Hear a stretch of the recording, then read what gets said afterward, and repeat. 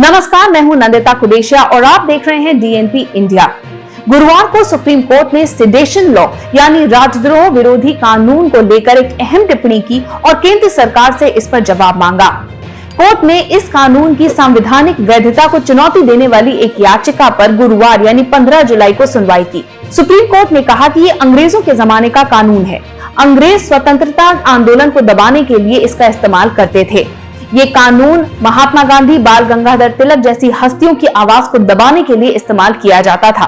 सवाल यह है कि आजादी के 75 साल बाद भी क्या इस कानून की जरूरत है? हमारी चिंता इस कानून के दुरुपयोग को लेकर है। ये कानून व्यक्तियों और संस्थानों के लिए एक गंभीर खतरा बन सकता है। मुख्य न्यायाधीश एन.वी. रमन्ना ने कहा कि सरकार कई कानूनों को खत्म कर रही है, फिर वो इस राजद्रोह विरोधी कानून के बारे में विचार क्यों नहीं कर रही? जब हम कानून के इतिहास को देखते हैं तो पाते हैं कि इसका खतरनाक इस्तेमाल ठीक उसी तरह से हुआ है जैसे कोई बढ़ई अपनी आरी से किसी एक पेड़ को काटने के बजाय पूरे जंगल को ही काट दे। धारा 124A के तहत इतनी शक्तियां मिली हुई हैं कि एक पुलिस अफसर ताश या जुआ खेलने जैसे मामलों में भी किसी के खिलाफ राजद्रोह की धारा लगा सकता है। हालात इतने खराब हैं कि अगर कोई सरकार या पार्टी किसी की आवाज ना सुनना चाहे तो उन लोगों के खिलाफ इस कानून का इस्तेमाल कर लेगी। लोगों के सामने ये गंभीर सवाल है, केंद्र सरकार अंग्रेजों के दौर के इस कानून को हटा क्यों नहीं देती? दरअसल ये मामला आईपीसी की धारा 124A से जुड़ा हुआ है। इसी धारा के तहत सजा जो है वो निर्धारित की जाती है। इसके तहत अधिकतम उम्र कैद की सजा का प्रावधान है। आर्मी के रिटायर्ड मेजर जनरल एस.जी. वोमथ खेरे ने इस कानून को चुनौती देने वाली याचिका दायर की थी। याचिका में ये दलील दी गई है कि ये कानून लोगों की फ्रीडम ऑफ स्पीच यानी बोलने की आजादी पर असर डालता है। सुप्रीम कोर्ट की एक अलग बेंच ने सेडेशन लॉ को चुनौती देने वाले दो पत्रकार किशोर चंद्र वांगखेमचा और कन्हैयालाल शुक्ल की याचिका पर केंद्र सरकार से जवाब मांगा है। दोनों ही पत्रकार हैं। दोनों के ऊपर इस सेक्शन में केस दायर किए गए हैं। दोनों जेल भी जा चुके हैं। पत्रकारों का आरोप है कि सरकार अपनी आलोचना सुनने को तैयार ही नहीं है। सेडेशन लॉ की वैधानिकता पर यह पीठ 27 जुलाई को सुनवाई करेगा। आईपीसी की धारा 124A को ही राजद्रोह कानून कहा जाता है। सबसे पहले ये कानून 1860 में आया था और फिर 1870 में इसे आईपीसी में शामिल किया गया। अगर कोई भी व्यक्ति देश की एकता और अखंडता के खिलाफ कोई भी गतिविधि सार्वजनिक रूप से करता है तो ये धारा 124A के अधीन है। अगर कोई व्यक्ति सरकार विरोधी सामग्री लिखता या बोलता है, ऐसी सामग्री का समर्थन करता है, राष्ट्रीय चिन्हों का अपमान करने के साथ संविधान को नीचा दिखाने की कोशिश करता है तो उसके खिलाफ आईपीसी की धारा 124A में राजद्रोह का मामला दर्ज हो सकता है।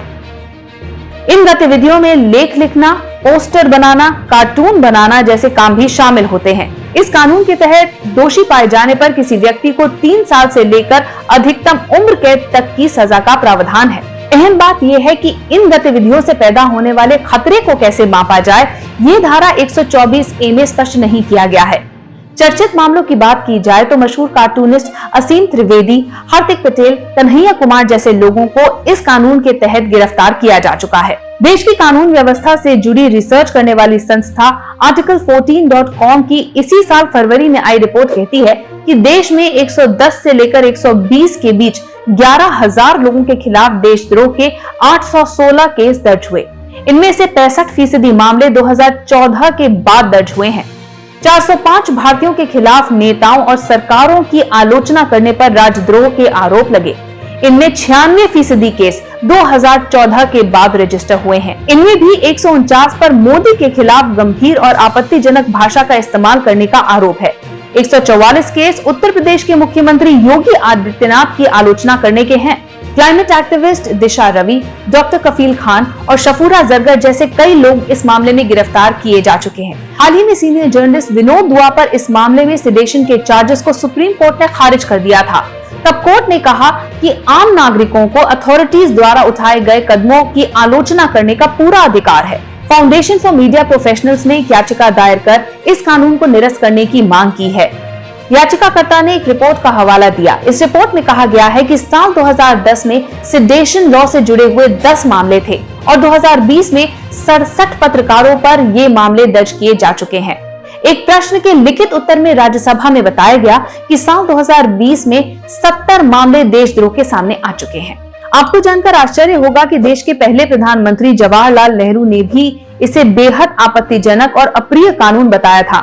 इंटरेस्टिंग बात यह है कि 2009 में ब्रिटेन ने ये कानून अपने संविधान से हटा दिया, लेकिन भारत के संविधान में ये विवादित कानून आज भी मौजूद है। साल 2018 में विधि आयोग की एक रिपोर्ट में धारा 124A पर कुछ बातें कही गई थी।